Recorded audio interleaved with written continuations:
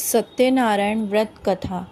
एक समय की बात है, नैमिषारण्य तीर्थ में शौनकादि 88,000 ऋषियों ने श्री सुत जी से पूछा, हे प्रभु, इस कलयुग में वेद विद्या रहित मनुष्य को प्रभु भक्ति किस प्रकार मिल सकती है तथा उनका उद्धार कैसे होगा। हे मुनि श्रेष्ठ, कोई ऐसा तप बताइए जिससे थोड़े समय में ही पुण्य मिले और मनवांछित फल भी मिल जाए। इस प्रकार की कथा सुनने की हम इच्छा रखते हैं। सर्व शास्त्रों के ज्ञाता सुत जी बोले, हे वैष्णवों में पूज्य, आप सभी ने प्राणियों के हित की बात पूछी है, इसलिए मैं एक ऐसे श्रेष्ठ व्रत को आप लोगों को बताऊंगा जिसे नारद जी ने लक्ष्मी नारायण जी से पूछा था और लक्ष्मीपति ने मणि श्रेष्ठ नारद जी से कहा था।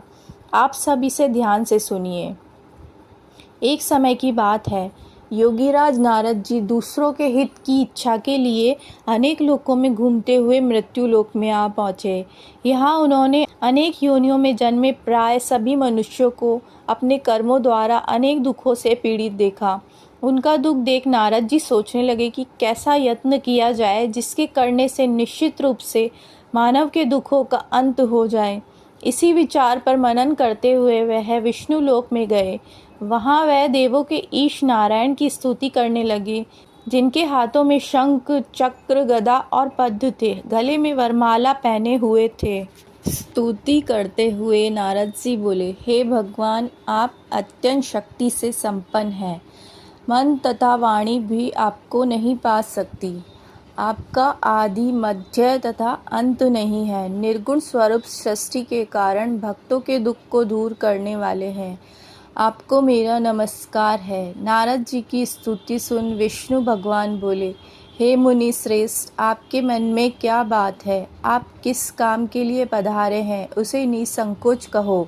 इस पर नारद मुनि बोले कि मृत्यु लोक में अनेक योनियों में जन्मे मनुष्य अपने कर्मों के द्वारा अनेकों दुखों से दुखी हो रहे हैं। हे नाथ, आप मुझ पर दया रखते हैं तो बताइए कि वो मनुष्य थोड़े प्रयास से ही अपने दुखों से कैसे छुटकारा पा सकते हैं। श्री हरि बोले, हे नारद, मनुष्यों की भलाई के लिए तुमने बहुत अच्छी बात पूछी है। जिसके करने से मनुष्य मोह से छूट जाता है, वह बात मैं कहता हूँ, उसे सुनो। स्वर्ग लोक व मृत्यु लोक दोनों में एक दुर्लभ उत्तम व्रत है जो पुण्य देने वाला है। आज प्रेम वश होकर मैं उसे तुमसे कहता हूँ। श्री सत्यनारायण भगवान का यह व्रत अच्छी तरह विधान पूर्वक करके मनुष्य तुरंत ही यहाँ सुख भोग कर मरने पर मोक्ष पाता है। श्री हरि के वचन सुन नारद जी बोले कि उस व्रत का फल क्या है और उसका विधान क्या है। ये व्रत किसने किया था?